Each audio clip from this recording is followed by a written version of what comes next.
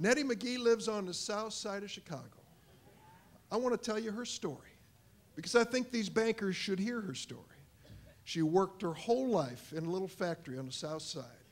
Didn't end up with a pension, but she ended up with her little house that she loved and a little savings account and her Social Security check. And things were going just fine for her until one day there was a knock on the door.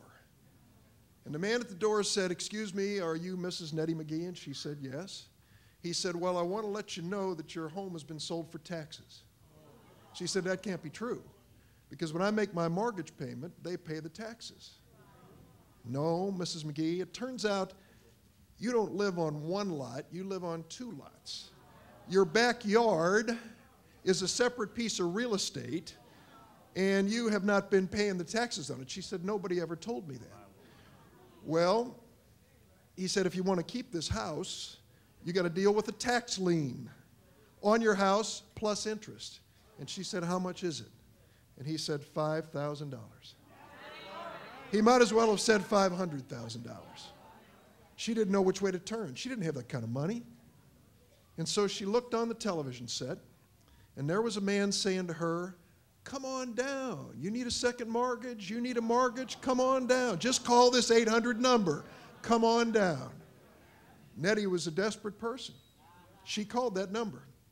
They were out the next day. They said, "We're going to take care of you. Listen, here's what we're going to do. We're going to give you a new mortgage.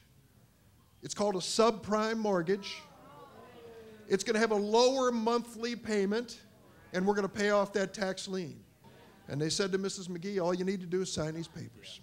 You sign these papers, and everything's going to be just fine." She signed every paper just as she was told to sign them. She got the check, paid off her tax lien, went home, and breathed a sigh of relief. Breathed a sigh of relief for 6 months. And in 6 months, she got a bill for a mortgage payment that was more than her monthly Social Security check. Her mortgage had exploded right before her eyes. She'd been a victim of the tricks and traps which dragged millions of Americans into mortgages that exploded in their faces, with things like prepayment penalties and the types of things that even a Wall Street lawyer couldn't explain to anybody. Well, she struggled, and after a lot of hard work, managed to refinance and keep her home, even though the payment now is a lot tougher because of what she went through.